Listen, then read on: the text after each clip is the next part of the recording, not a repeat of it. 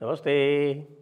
आप सभी से अनुरोध है कि कृपया हमारे चैनल को सब्सक्राइब करें, वीडियो को लाइक करके हमारी रीच बढ़ावें और वीडियो को बाद में शेयर भी करें। महाराष्ट्र और उत्तर प्रदेश, इन दोनों प्रदेशों ने भारतीय जनता पार्टी की जो पोलिंग मशीनरी है या जो इलेक्शन मशीनरी है उसको एक नई दिशा दे दी है। इस समय महाराष्ट्र में कवायद चल रही है सरकार के गठन की, और सरकार के गठन में समस्याएं आ रही हैं सदैव, क्योंकि आप जानते हैं कि जब गठबंधन की सरकार बननी होती है तब ये समस्या आती है, जबकि भारतीय जनता पार्टी को 132 प्लस उनको 5 जो अन्य दल हैं उनका समर्थन, 137 उनके पास हैं, केवल वो 7 सीट दूर हैं यदि देखा जाए तो अपने आप में मेजॉरिटी लेने से। लेकिन वहाँ अजीब तरह का झगड़ा चल रहा है, आपको पता है, क्योंकि एकनाथ शिंदे जो हैं वो रूठ के चले गए हैं सतारा। अब वो रूठ के चले गए हैं या रूठ के भेजे गए हैं, सुना जा रहा है कि भारतीय जनता पार्टी के बहुत सारे लोग जो हैं वो देवेंद्र फडणवीस को मुख्यमंत्री नहीं बनने देना चाहते हैं। उनको वहाँ पर पपेट चीफ मिनिस्टर चाहिए। क्यों? क्योंकि देवेंद्र फडणवीस जो है उनका एक कद है और वे उस कद के हिसाब से अपने निर्णय लेंगे, और बिल्कुल पूरी तरह से पपेट तो नहीं हो सकते, लेकिन हालांकि उनकी जो आज्ञाकारिता है उसको सब जानते हैं, आज्ञाकारिता में वो कभी पीछे नहीं रहे। लेकिन ये कुछ लोगों को ये थोड़ा सा ऐसा लगता है कि दिक्कत आ रही है। आज जयपुर में एक समाचार पत्र है, उसने मुरलीधर मोहोल का नाम चला दिया कि मुरलीधर मोहोल जो है वो अमित शाह की पसंद है मुख्यमंत्री के लिए। मुरलीधर मोहोल जो है वो एक बार के सांसद हैं, लेकिन अब भाई कुछ भी हो सकता है। आपको पता है कि एक बार के पहली बार बने हुए विधायक को मुख्यमंत्री बना दिया गया भारतीय जनता पार्टी का राजस्थान में। तो एक्सपेरिमेंट करने को तो एक्सपेरिमेंट बहुत सारे हो सकते हैं। कुछ लोग जो हैं वो चंद्रकांत पाटिल का भी नाम चला रहे हैं, कह रहे हैं कि मराठा ही बनेगा मुख्यमंत्री के ऊपर, मुख्यमंत्री की कुर्सी के ऊपर महाराष्ट्र में मराठा का ही आधिपत्य होगा। मराठा का ही आधिपत्य होगा ऐसा तो इन्होंने तब कभी नहीं कहा था जब उद्धव ठाकरे बन गए थे, और उद्धव ठाकरे तो भाई कायस्थ है, मराठा तो नहीं है। मराठाओं ने अपना नेता चुनने में तो कभी किसी की जाति देखी नहीं थी। मराठाओं ने तो ब्राह्मण पेशवाओं को भी अपना नेता रखा, उद्धव ठाकरे, बाला साहब ठाकरे को भी अपना नेता माना, वो भी कायस्थ ही थे, मराठा तो नहीं थे। तो ये जो नया आर्ग्यूमेंट लाया जा रहा है कि साहब मुख्यमंत्री मराठा ही होना चाहिए, अच्छा मुख्यमंत्री भी मराठा होगा और दोनों डिप्टी सीएम भी मराठा होंगे, तो बाकी सब लोग क्या करें? ये जो घृणित जातिवाद है, इसी के विरुद्ध योगी आदित्यनाथ ने वो स्लोगन दिया था जिसको कहते हैं बटेंगे तो कटेंगे। लेकिन जीतते ही ये बांटने वाली राजनीति फिर आरंभ कर दी गई है। अब वो सतारा गए हैं यदि एकनाथ शिंदे, तो ऐसा तो नहीं है कि बिना किसी की सहमति के गए होंगे, ज़रूर कुछ ना कुछ होगा उसके अंदर। तो अब ये भी सब जानते हैं कि कोई भी जो जातीय नेता होता है वो अपनी जाति के किसी दूसरे को आगे नहीं बढ़ने देना चाहता। लालू यादव ने किसी भी यादव नेता को आगे नहीं बढ़ने दिया, इसी तरह से अखिलेश यादव ने किसी भी दूसरे यादव नेता को आगे नहीं बढ़ने दिया, अपने चाचा तक को आगे नहीं बढ़ने दिया। तो एकनाथ शिंदे कह रहे हैं कि मुख्यमंत्री किसी दूसरे के मराठा को बना दो। भाई बात तो कुछ जचती नहीं है, को जो बेसिक जो पॉलिटिकल साइंस है उसमें नहीं बैठती। लेकिन अब लोग कह रहे हैं तो कह रहे हैं। लेकिन इससे दूर आप देखें कि उत्तर प्रदेश में क्या हो रहा है। उत्तर प्रदेश में बटेंगे तो कटेंगे की अपार सफलता के बाद योगी आदित्यनाथ ने अपने सारे मंत्रियों को, अपने सारे विधायकों को, सबको कहा है कि भैया ये बटेंगे तो कटेंगे और एक है तो सेफ है, ये लेके फैल जाओ सब जगह। अब इसी की बात होगी। 2027 का उत्तर प्रदेश का चुनाव इसी नारे पर अब लड़ा जाएगा, क्योंकि यदि बटेंगे तो कटेंगे योगी आदित्यनाथ का नारा जो है वो महाराष्ट्र में सफल हो सकता है तो उत्तर प्रदेश में तो सफल होना ही है। और उत्तर प्रदेश में सफलता, हमने अपार सफलता देख ली। ये जो उपचुनाव हुए, उस उपचुनाव में करहल, जो अखिलेश यादव का अपना क्षेत्र है, उस करहल क्षेत्र में भी उनको 65,000 वोटों से विजय प्राप्त हुई थी। पिछली बार वो घट के 14,000 रह गई, जबकि उनके परिवार का ही व्यक्ति वहाँ खड़ा हुआ था और उन्होंने और उनके परिवार ने और चाचा ने किसी भी प्रकार की कोई कमी नहीं छोड़ी। उसके बाद भी केवल 14,000 की मार्जिन रह गई।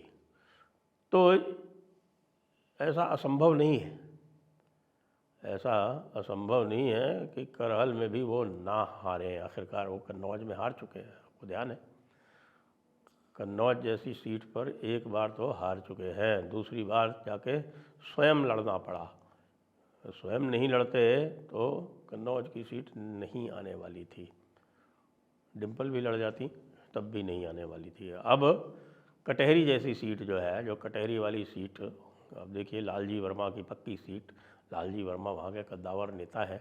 लालजी वर्मा के होने के बाद भी, लालजी वर्मा को उसके अपनी प्रतिष्ठा का प्रश्न बनाए जाने के बाद भी, आखिर लालजी वर्मा की तरह कारण ही तो खाली हुई थी, अपनी प्रतिष्ठा का प्रश्न बनाए जाने के बाद भी 20,000 से ऊपर से वो सीट हार गए। क्यों? बटेंगे तो कटेंगे। वहाँ पर कटहरी की सीट जो थी वो डायरेक्ट बाबा के चार्ज में थी। हालांकि जो 10 सीटें थीं वो 2-2 करके बांटी गई थी, लेकिन अंत में यही देखा गया कि सारी 10 सीटों पर या 9 सीटों पर एक सीट तो रह गई हुई, मिल्कीपुर वाली। मिल्कीपुर वाली पे भी चुनाव होंगे और उस पर भी बाबा बड़े आराम से जीतेंगे, इसमें कहीं किसी प्रकार के संदेह की बात नहीं है। अब सारी सीटों पर बाबा अपने आप लड़ रहे हैं। और सबसे बड़ी बात यह है कि जो ये उपचुनाव लड़ा गया, ये पूरी तरह से बाबा के दम पे लड़ा गया। यहाँ पर कोई किसी भी प्रकार के कोई और इंटरफेरेंस नहीं था। कैंडिडेट भी बाबा ने खुद ही चुने। कैंडिडेट के साथ साथ जो भी और इंतजामात कर रहे थे वो भी सब बाबा ने स्वयं ही किए। और इससे कुछ संकेत गलत भी चले गए। जैसे कुंदरकी की सीट है, वो कुंदरकी की सीट 65% बताते हैं वहाँ मुसलमान है। मुरादाबाद ज़िले में है, संभल लोकसभा क्षेत्र में है। और वहाँ पे 1,44,000 वोट से रामवीर सिंह जी जीत गए। जो उनका जो अगला प्रत्याशी, जो नेक्स्ट प्रत्याशी था समाजवादी पार्टी का हाजी रिजवान, उसकी ज़मानत जब्त हो गई। उसको मुश्किल से 30-35,000 वोट मिले। तो इसको लेके कुछ लोग जो हैं वो कुतर्की बन गए, कहेंगे नहीं नहीं नहीं नहीं, ये सब जो आया है, ये जो हुआ है, ये जो मोदी जी की जो इंक्लूसिव पॉलिटिक्स है, जिसमें वो मुसलमानों को भी साथ लेके चलने की बात करते हैं, ये उसका नतीजा है। अब हम ऐसे मूर्खों की तो क्या बात करें।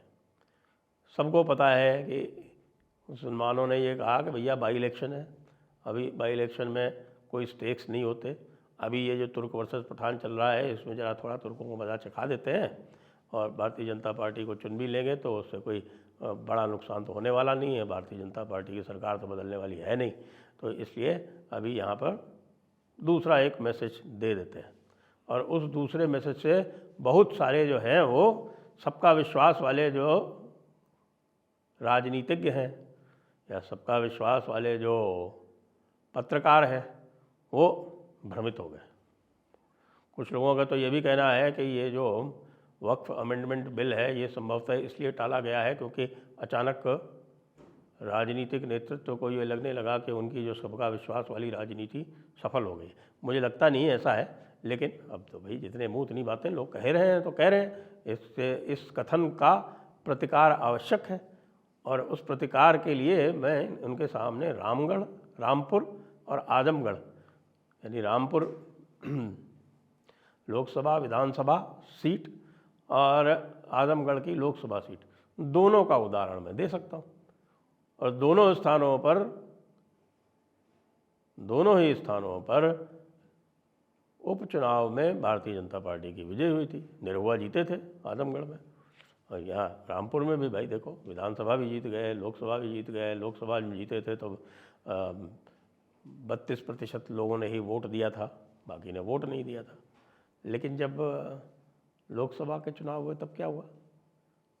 विधानसभा के चुनाव जब हुए थे 2022 में, तब क्या हुआ था? ऐसे नहीं होता है।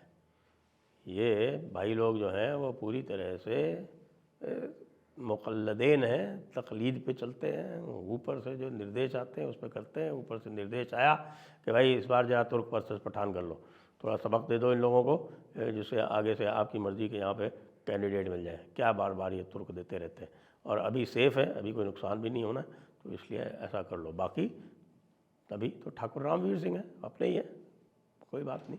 ठाकुर रामवीर सिंह अगर चुन भी जाएंगे तो कोई दिक्कत नहीं होगा, लेकिन आगे जब होगा, जब योगी का चुनाव होगा या जब मोदी का चुनाव होगा, तब तो हमें विरोध में जाना ही जाना है।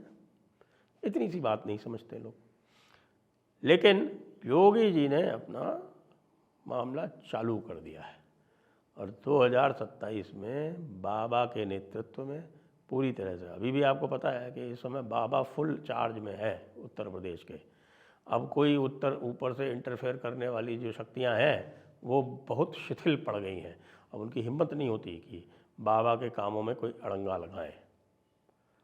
और बाबा ने, अभी आपने देखा, संभल में पूरा कार्य करके बता दिया।